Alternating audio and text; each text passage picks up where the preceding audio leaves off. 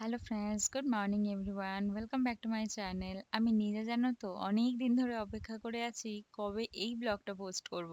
এর আগের পার্টটা তো গুছিয়ে সাজিয়ে অনেকদিন আগেই তোমাদের কাছে নিয়ে এসেছি, কিন্তু এই পার্টটা তোমাদের কাছে আনতে অনেকটা দেরি হয়ে গেল।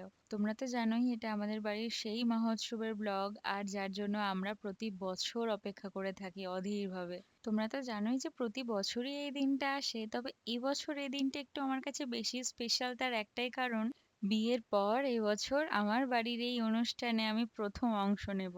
এত আলাদা ফিলিংস আসছে কি বলবো তোমাদের। এখন প্রায় অলমোস্ট 5:30 মতন বাজে। আমাদের বাড়িতে তো উদয়াস্ত কীর্তন হয় সকালবেলা, অলরেডি কীর্তন শুরু হয়ে গেছে, সেটা দেখলেই এখন এসে গেছি ভোগের ঘরে। তোমরা তো জানোই যে ভগবানের কৃপায় আমাদের বাড়িতে অনুষ্ঠানটা একটু বড় করেই হয়, তাই সকাল থেকেই শুরু না করলে কোনো কিছুই কুল কিনারা পাওয়া যাবে না। কীর্তনের পরে সবার প্রথমে শুরু হয় আমাদের বাড়িতে এই ভোগের জন্য রান্না বান্না করা। এবছর আমাদের বাড়িতে সমস্ত কিছুই একটু অন্যরকম। ভোগের জন্য যারা দায়িত্বে থাকেন এবছর তাদেরকে আর পাওয়া যায়নি, এবছর অন্য কেউ এসেছেন।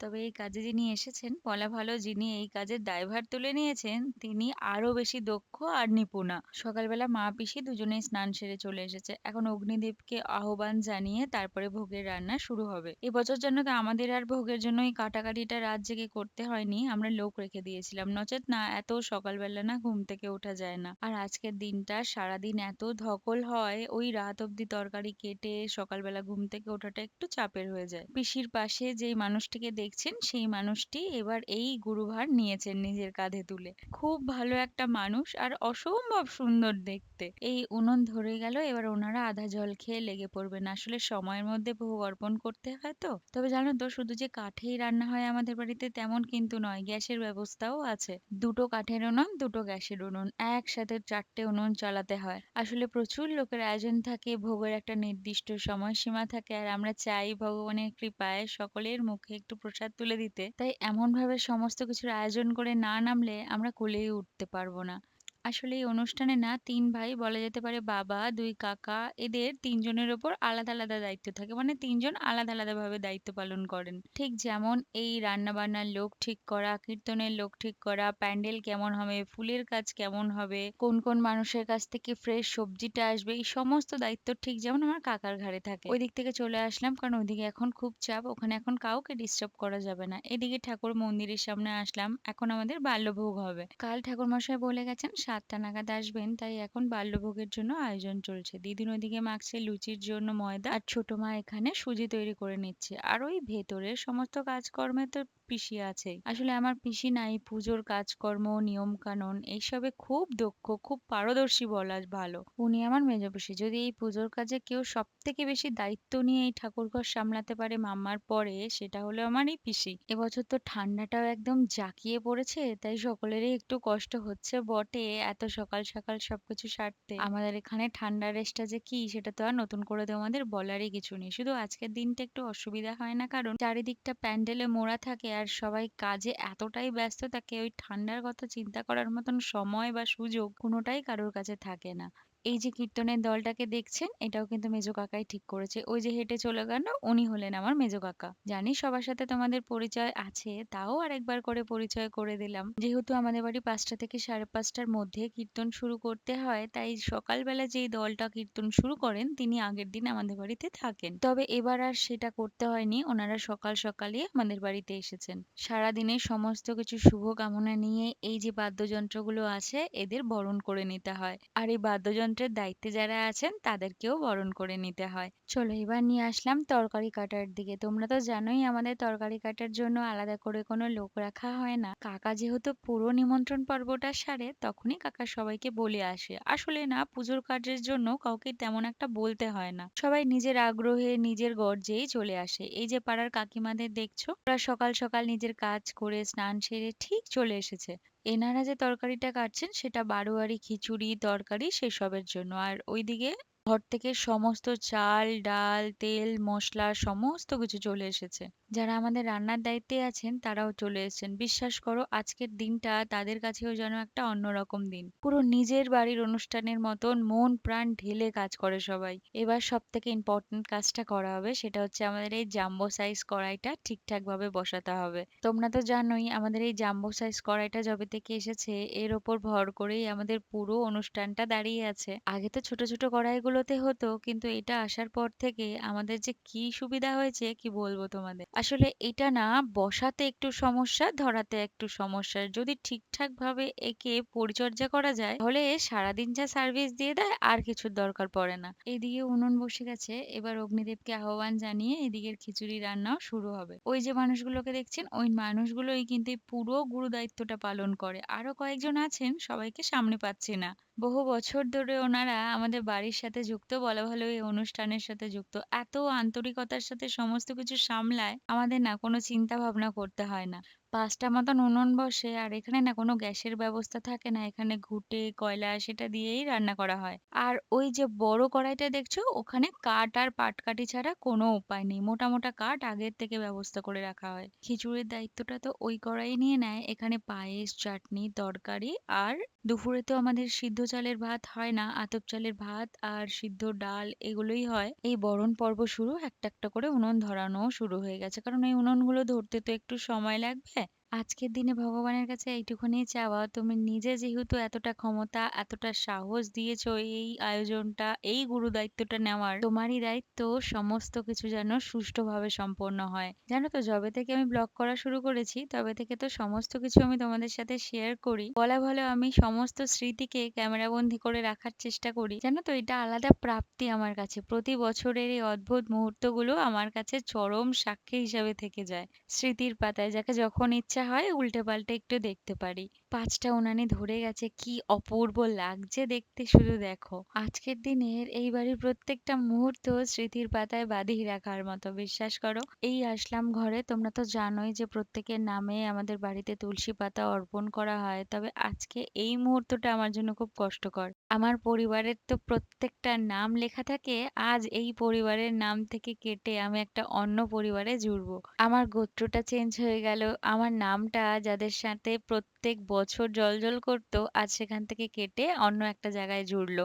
এই জিনিসটা আমার কাছে সত্যিই খুব কষ্টের। যেহেতু এই গুরু দায়িত্বটা আমার উপরই থাকে, তাই আরো বেশি কষ্ট হচ্ছে নিজের হাতে নামটা কেটে অন্য জায়গায় পড়তে। যাই হোক, যেটা আমাদের সমাজের নিয়ম সেটাকে তো নির্দেশ করে আমাদের চলতেই হবে, কোনো আলাদা অপশন নেই। প্রতি বছরই আমি নিজের হাতেই নামগুলো লিখি, তবে এই বছর না, এই আগের বছরের আমার হাতে লেখা নামের পাতাটা কেউ যত্ন করে তুলে রেখেছিল, তাই এই বছর আমার খাটনিটা একটু কম। এখন তোমরা আরো অলমোস্ট ১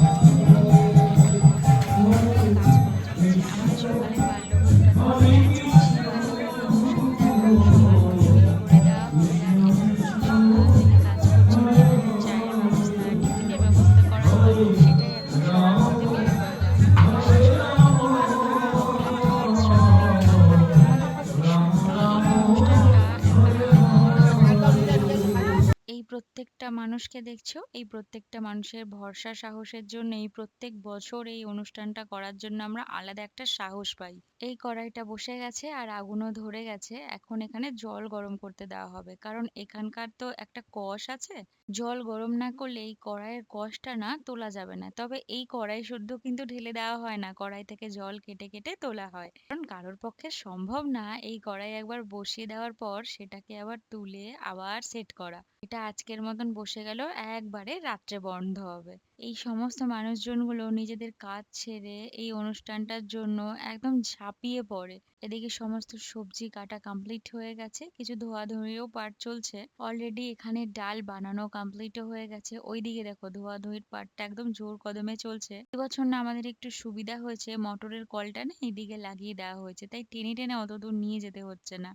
নচেৎ তোমরা তো জানোই আমাদের এই কলপাড়টা অনেকটা দূরে। এই সবজি ভর্তি ঝুড়িগুলো টেনে নিয়ে যাওয়া, তারপর সেগুলো ধুয়ে আবার জল ঝরিয়ে নিয়ে আসতে, সত্যি এই মানুষগুলোর যা কষ্ট হয় সেটা বলে প্রকাশ করা যাবে না। আজকের দিনে জানো তো কোনো মানুষকে আমাদের বলে দিতে হয় না যে তুমি এই কাজটা করো আর তুমি ওই কাজটা করো। সবাই নিজের মতো করে, নিজের বাড়ির মতো করে, বলা ভালো নিজের বাড়ির অনুষ্ঠান এটা ভেবে নিজেদের মতো করে সমস্ত কিছু হাত লাগিয়ে করে। জানো তো আমাদের তো এখন নিঃশ্বাসের বিশ্বাস নেই। এই এখন আছি, কথা বলছি, পরের মুহূর্তে নাও থাকতে পারি। তাই এই স্মৃতিগুলোকে ক্যামেরা বন্দি করে রাখা যে কতটা গুরুত্বপূর্ণ এখন তার মর্মটা আরো বেশি করে বুঝতে পারি। এদিকে রান্না বান্নার পর্ব তো একদম জোর কদমে চলছে, কারণ আমাদের ভোগের সময়সীমা এতটুকুও পেরোনো যায় না। মাম্মা দাদুর সময় থেকেই ইনস্ট্রাকশনটা দেওয়া আছে, যেটা যথাযথভাবে পালন করতেই হয়। ভোগের জন্য সেই নির্দিষ্ট টাইমটা ধরে রাখা হয়, সেই টাইমের মধ্যেই ভোগ অর্পণ করতে হবে। আর যে বড় বড় ড্রাম দুটো আমাদের বাড়িতে দেখো, ওই ড্রাম দুটোকে ঠিক সময়ের মধ্যে মানে ভোগের আগে পুরো টুবু করে ভর্তি করতে হবে। সেই মতো জোর কদমে প্রত্যেকটা মানুষ আদা জল খেয়ে লেগে পড়েছে। কোনো মানুষের এতটুকু বিরাম নেই যেন আজকের দিনে। যাই হোক, চলো আমি একটু ওইদিকে এগোই, দেখি কি হচ্ছে। আজকের দিনে জানো তো আমাদের বাড়িতে চুপচাপ দাঁড়িয়ে থাকাটা যেন একটা চ্যালেঞ্জের ব্যাপার। এই মেহেলটাই সকাল থেকে এমন ভাবেই তৈরি হয়, তুমি চুপচাপ কোনোভাবে দাঁড়িয়ে থাকতে পারবে না। ওই যে পুচকুটাকে দেখছো, ওটা হচ্ছে আমার বড়দিদি ভাইয়ের ছেলে। যদি পাকা হিসাবে কিছু থেকে থাকে আর দুষ্টু হিসাবে কিছু থেকে থাকে, তাহলে ও হয়তো ১ নম্বরে থাকবে। এখন প্রায় অলমোস্ট ১২টা মতো বাজতে যায়। এখানে যে চাটনি, খিচুড়ি সমস্ত কিছু তৈরি হয়ে গেছে। না, এতটুকুতেই শেষ নয়, এটা ভর্তি করে রাখা হয়েছে টবে টবে। তবে এবার একটা জিনিস ভুল করা হয়েছে। আমাদের বাড়িতে প্রথমেই বলেছিলাম যে ওই বড় টবগুলো ভর্তি করা হয়, এবার ভোগের জন্য না ছোট টব ভর্তি করা হয়েছে। জানি না কি হবে। এদিকে ভোগও তৈরি হয়ে গেছে, এখন ভোগ সাজানোর পার্ট চলছে। এই মুহূর্তটা আমি কোনোদিন তোমাদের দেখাতে পারিনি। আজ ভগবান আমাকে এই সৌভাগ্যটা দিয়েছে যে এটা দেখানোর জন্য। প্রতিবারের তুলনায় এবার আমাদের ভোগ বাড়াটা একটু অন্যরকম হচ্ছে। ওই যে বললাম, এবার আমাদের বাড়িতে সবকিছুই একটু অন্যরকম অন্যরকম। এই যে থালাগুলো দেখছো, এই থালাগুলো সাজিয়ে গুছিয়ে ওপরে কলাপাতা চাপা দিয়ে এখন এগুলো চলে যাবে আমাদের ঠাকুর ঘরে। কটা ভোগের থালা ওখানে অর্পণ করা হয় সেটা আমি ঠিক এবার বলতে পারবো না, কারণ আমি যে সময় এসেছি কোনো কিছুই তো গুনে উঠতে পারিনি। সমস্ত কিছু ধোয়া পাকলা গোনাগুনি সমস্ত কিছু আগেই হয়ে গেছে। এখন সেই যেহেতু ১১:৩০ মতন বাজে, তোমাদেরকে তো বলেইছি যে সমস্ত কিছু নির্দিষ্ট সময়সীমায় বাড়া। তো অ্যাকচুয়ালি যে কোনো কিছুই আগে পালন করতে হবে মাম্মা দাদুর নির্দেশে। তাই সব তাড়াতাড়ি করে ভোগ অর্পণ করা হয়ে গেছে। এখন চলছে ভোগ সাজানো। এই যে কাকার পালা, কাকিমা ওইদিকে গুছিয়ে চলছে। তোমরা তো জানোই যে আমার কাকা জিনিসে হচ্ছে একদম এক্সপার্ট।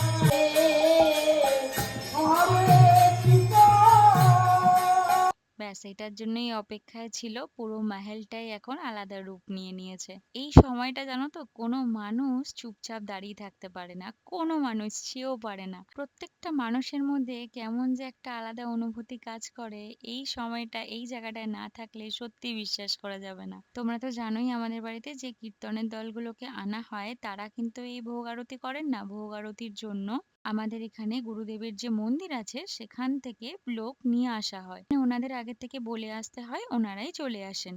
জানো তো এই এত কিছু মুহূর্ত তো ঘটছে, প্রতি বছরই ঘটে, কিন্তু এই বছরের এই মুহূর্তগুলো আমার কাছে যে কতটা আবেগের, কতটা আলাদা, সেটা না আমি বলে বোঝাতে পারছি না, আর ভাষায়ও প্রকাশ করতে পারবো না কখনো। আবার তোমাদের ভোগের ঘরে নিয়ে আসলাম, সকলে চলে এসেছে ভোগ বাড়ার জন্য। এখন প্রায় অলমোস্ট ১টা মতন বাজে। এখন থেকেই যদি ভোগ সাজানো শুরু না করা হয় তাহলে আমরা না কুলিয়ে উঠতে পারবো না। এদিকে ভার সাজানো কমপ্লিট হয়ে গেছে। রান্না বান্নার পরে পুরো ঘরটাকে পরিষ্কার করে নেওয়া হয়েছিল। এখন মেইন গেটটা বন্ধ করে দিয়ে ভেতরে ভোগ সাজানো হবে। আসলে ভাতটা সাজানো হচ্ছে তার কারণ ভোগ এখনো তো নামেনি আমাদের। ভোগ নামবে, সেটা মহাপ্রসাদী হবে, তারপরেই ভোগ অর্পণ করা হবে। এই যে ভোগ শেষ হয়ে গেছে, গেট খুলে গেছে, এবার সকলে একটু ভোগ দর্শন করবে, কারণ এই মুহূর্তগুলো তো সবার কাছে একটু স্পেশাল। জানো তো আমি মনে করি ভগবান যদি না চায় তাহলে কোনো কিছু আমরা করতে পারি না। ওনার নির্দেশ ছাড়া একটা পাতাও নড়ানো সম্ভব না। আজকের দিনে আমাদের বাড়িতে কত যে মানুষজন আসে নতুন নতুন, আমরা হয়তো তাদের চিনিও না। শুধু ভগবানের প্রসাদ একটুখানি নেবেন তার জন্য কোথা থেকে ছুটে চলে আসে। ওই যে বললাম, ভগবানের প্রসাদ পাওয়াটাও তো ভাগ্যের ব্যাপার, উনি না চাইলে কি হবে।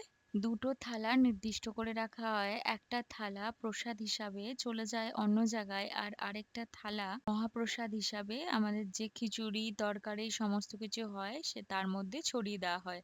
কিছু মানুষ যাবেন ওখানে এখন এই প্রসাদ দিয়ে আসতে, আর কিছু মানুষ বাড়িতে থাকবেন। সকলের পক্ষে তো যাওয়া সম্ভব নয়, কারণ এই কীর্তন তো বন্ধ করা যাবে না কোনোভাবেই। আর প্রতি বছর আমাদের বংশধর হিসাবে এই গুরু দায়িত্বটা আমাদের ভাইয়ের ওপরেই বর্তায়। ভবিষ্যতে ও সেই মানুষ যাকে এই পুরো দায়িত্বটা সামলে নিয়ে যেতে হবে। আমরা তো পাশে আছিই ওর।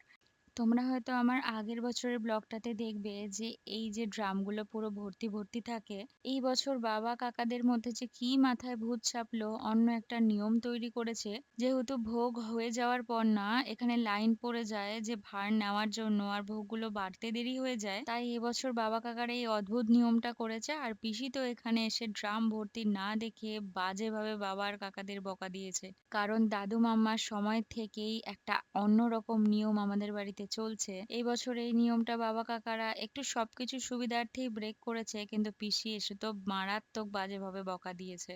যাই হোক, যা হওয়ার হয়ে গেছে, এবার বাকিটা ভগবানের উপর ছেড়ে দিতে হবে, উনি যা চাইবেন সেটাই হবেন। এদিকে আবার খিচুড়ি বসানো হয়েছে, আর এটাকে তো কন্টিনিউ নাড়তে হয়, কারণ একটুখানি এদিক ওদিক হয়ে গেলেই বিপদ এখানে। এত বড় খুন্তিটা একার পক্ষে ওর নাড়ানো সম্ভব বলতো? ওই এক একজন কিছুক্ষণ পর পর দায়িত্বে চলে আসে, এখানেই তো দু তিনজন সবসময় দায়িত্বে থাকে। এই যে যেহেতু ভোগ হয়ে গেছে সেহেতু লাইন পড়ে গেছে। তোমরা তো জানোই যে আমাদের বাড়িতে মালসা ভোগ দেওয়া হয়। ভগবানের কৃপায় তোমাদের আশীর্বাদে এই মালসা ভোগের জন্য কিন্তু কোনো রকম পয়সা নেওয়া হয় না আমাদের বাড়িতে। কত মানুষ যে প্রসাদের জন্য লাইন দিয়ে দাঁড়িয়ে থাকে, লাইনটা শুধু একবার দেখো। এদিকে খিচুড়ি খাওয়া দাওয়া শুরু হয়ে গেছে। তোমরা তো জানোই যে আমাদের বাড়িতে একদমই সম্ভব নয় টেবিল চেয়ারে খাওয়া দাওয়া করানো। সেই প্রথম থেকেই এরকম নিচে বসেই কিন্তু খাওয়ানো হয়, অন্যথা কিছু হয়নি। আর সত্যি কথা বলতে ঠাকুরের প্রসাদ নিচে বসে খেতে তো কোনো সমস্যা নেই। বাবার কাছে শুনেছি জানো তো, এই বছর আমাদের মালসা ভার আরো সংখ্যায় বাড়িয়ে ১,৫০০ করা হয়েছে। চলো দেখতে দেখতে বিকেলের সেই জমজমাট পর্বটা চলেই আসলো, সেই জমজমাট মেহেল তৈরি করার পর্ব। প্রতি বছর তোমরা তো জানোই এই সময়টার জন্য আমাদের একটা আলাদা কীর্তনের দলই রাখা হয়, আর ওনারা কি অদ্ভুত ভাবে প্রত্যেক বছর এই মেহেলটাকে জমিয়ে রাখে, সেটা সত্যিই কিছু বলার নেই।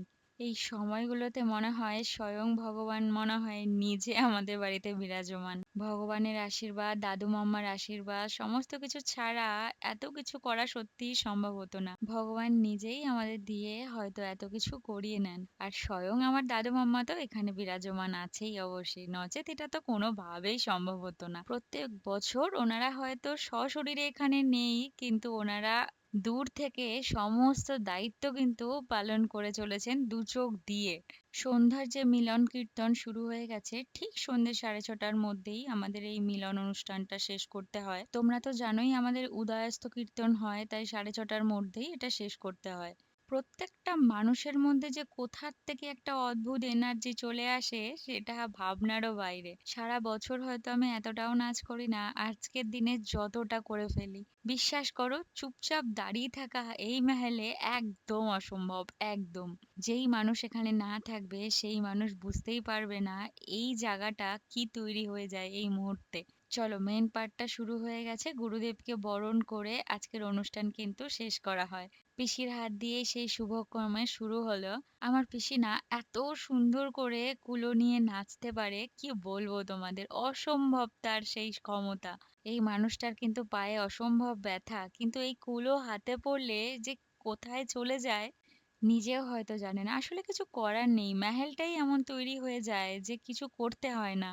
প্রত্যেকটা মানুষ নিজের বাড়ির কাজকর্ম সেরে নিজের কাজ থেকে ফিরে চলে আসে এই অনুষ্ঠানটাতে, মানে এই মেহেলে যোগ দেওয়ার জন্য।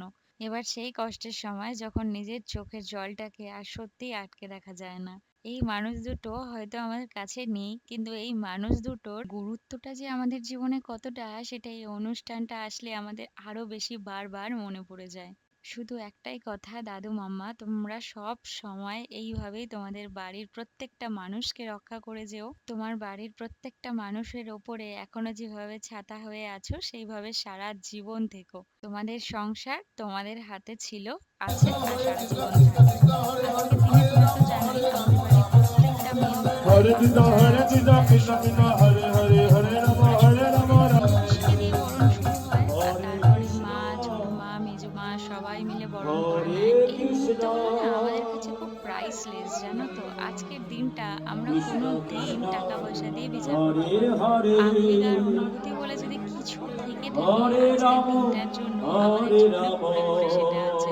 সব থেকে ভালো লাগার বিষয় কি জানো? Rama প্রত্যেকটা Rama, মানুষ যেভাবে Hare এই অনুষ্ঠানে আমাদের পাশে এসে Hare, দাঁড়ায়, এটা হচ্ছে Hare আমাদের কাছে Krishna, একটা চরম প্রাপ্তি। Hare এই যে সেই অদ্ভুত মুহূর্ত যেটা কোটি টাকা দিলেও এই মুহূর্তটার কোনো বর্ণনা করা যাবে না। তোমরা হয়তো সকলকেই চেনো, তাও আরেকবার পরিচয় করে দিই। মাঝখানেরটা আমার বাবা, আর ওই হলুদ রঙের জামা পরা উনি আমার মেজো কাকা, আর নীল রঙের শার্ট পরা উনি আমার ছোট কাকা।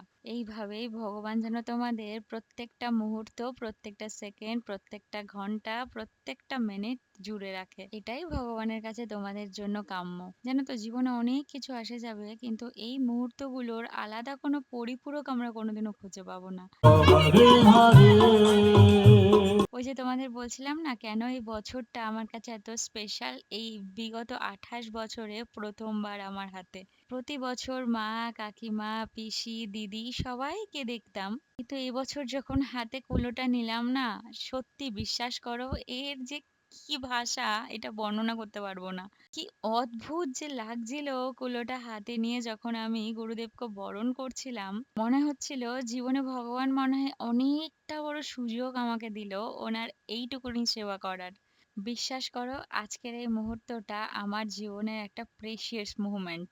তারপরে দাদু মাম্মা দুজনকে নিয়ে আসা হলো মেহেলে। ওনারা তো আছেনই, কিন্তু যেহেতু ওনারা সশরীরে নেই তাই ওনাদের ফটো নিয়েই আসা হয়েছে। তোমরা তো দেখেইছো প্রতি বছর বাবা কাকারা তাদের মা বাবাকে সঙ্গে নিয়ে এই অনুষ্ঠানটা সমাপ্ত করে। এই যে মিলন পর্বটা চলে, এই মিলন পর্বটা কিন্তু আমাদের বাড়ির শুধু এই অনুষ্ঠানের শেষের মিলন পর্ব নয়। এই মিলন পর্বের মাধ্যমেই আমাদের পরিবার আবার নতুন ভাবে পথ চলা শুরু করে বলতে পারো। আমাদের বাড়ির এই অনুষ্ঠানটা যেহেতু জানুয়ারি আর ফেব্রুয়ারির মধ্যেই হয়, তাই বলতে পারো যে 1st জানুয়ারিতে আমাদের বছরটা শুরু হলেও আমাদের নতুন পথ চলা শুরু হয় কিন্তু আজকের দিনের পর থেকেই। মামা দাদুর আশীর্বাদ, ভগবানের আশীর্বাদে পরিবারটা এভাবেই যেন এক সুতোয় এইভাবে বেঁধে থাকে। অনুষ্ঠান শেষ, এবার শুরু হলো লুট পর্ব। আমরা বাড়ির লোকরাই যে এখানে লুট দিই এমন কিন্তু নয়। আশেপাশের মানুষজন যাদের ইচ্ছে হয় তারাই লুট দেয়, আবার কিছু মানুষের কিছু মনস্কামনা থাকে তারাও লুট দেন। কত মানুষজনের ভিড় দেখো, ভগবানের কাছে শুধু এইটুকুনি চাওয়া, এতটুকু আশীর্বাদ তুমি করো আর এতটুকু ক্ষমতা তুমি দিও, এভাবেই তোমার অনুষ্ঠানটা প্রত্যেক বছর যেন সম্পন্ন করতে পারি। আজকের দিনটা নিয়ে আমাদের প্রত্যেকটা মানুষের একটা চিন্তা থাকে কেমন ভাবে অনুষ্ঠানটা হবে, সবকিছু ঠিকঠাক ভাবে সামলে উঠতে পারবো কিনা, সবকিছু ঠিকঠাক ভাবে শেষ হবে কিনা। কিন্তু বিশ্বাস করো স্বয়ং ভগবান যখন এখানে বিরাজমান হয়ে যায় তখন সবকিছু তিনিই সামলে নেন, আমাদের অত মাথা চিন্তা করে কোনো লাভ নেই। আমাদের অনুষ্ঠান তো শেষ হয়ে গেছে, কিন্তু এই মেহেলটা এমন ভাবেই তৈরি হয়ে যায় কেউই আর এই মেহেল ছেড়ে বেরোতে চায় না। যেই মানুষগুলোকে গা হাত পা হিলাতে দেখছেন তারা তো বেরোতে চায় না, আর এই মেহেলটা যারা তৈরি করেন তারাও বেরোতে চায় না। তাই এই অনুষ্ঠানের পর প্রত্যেক বছর ওনারা বাউল সঙ্গীত পরিবেশন করেন। এই বছরের মতন আমাদের অনুষ্ঠান সমাপ্তি, এরপরে সত্যনারায়ণ শুরু হবে। তবে তোমাদের একটু বাইরে নিয়ে আসলাম বাড়িটা কেমন সাজিয়েছে দেখানোর জন্য। এবছর না একটু অন্ধকার অন্ধকারই লাগছে, আমার মনের মতো ঠিক সাজানোটা হয়নি। টুনিগুলোর পাওয়ার হয়তো একটু কম, বা একটু অন্যরকম কিছু দিলে হয়তো আরেকটু ভালো লাগতো। প্রত্যেক বছরের সাজানোটা একটু অন্যরকম হয়। আসলে আমি না সাজানোর পর এবার একবারের জন্য বাইরে বেরিয়ে দেখার সময়টাই পাইনি। একটু বোঝা বোঝা মতনই লাগছে। আর তোমরা তো জানোই যে যেহেতু জন্মতিথিতে এই অনুষ্ঠানটা হয় তাই বেলুন দিয়ে বাড়িটাকে সাজানো হয়। কাতারে কাতারে মানুষজন আসছেন প্রসাদ নিতে, প্রায় 2-3 হাজার লোক হয় আজকের দিনে আমাদের বাড়িতে। এই যে প্রসাদ সবার মুখে আমরা তুলে দিতে পারছি, এটাই আমাদের চরম প্রাপ্তি, জানো তো? প্রতি বছর আমিও এখানে বসে একটু খাওয়া-দাওয়া করি। এবছরও করব, একটু রাতের দিকেই করব। তবে চলো এই মুহূর্ত থেকে আজকে বিদায় নিই। ভিডিওটাও তাহলে আজকে এখান থেকে শেষ করি। আবার এই ভিডিওটা পরের বছরের জন্য অপেক্ষায় থাক। আবার নতুন একটা ভিডিওতে কাল তোমাদের সাথে দেখা হবে। ততক্ষণ তোমরা ভালো থেকো। আর পুরো ভিডিওটা ভালো লাগলে একটা লাইক করে দিও, কমেন্ট করে জানিও ভিডিওটা কেমন লাগলো। আর সব সময় এভাবেই আমার পাশে থেকো। অনেক ভালো মুহূর্ত স্মৃতির পাথায় যুক্ত হলো।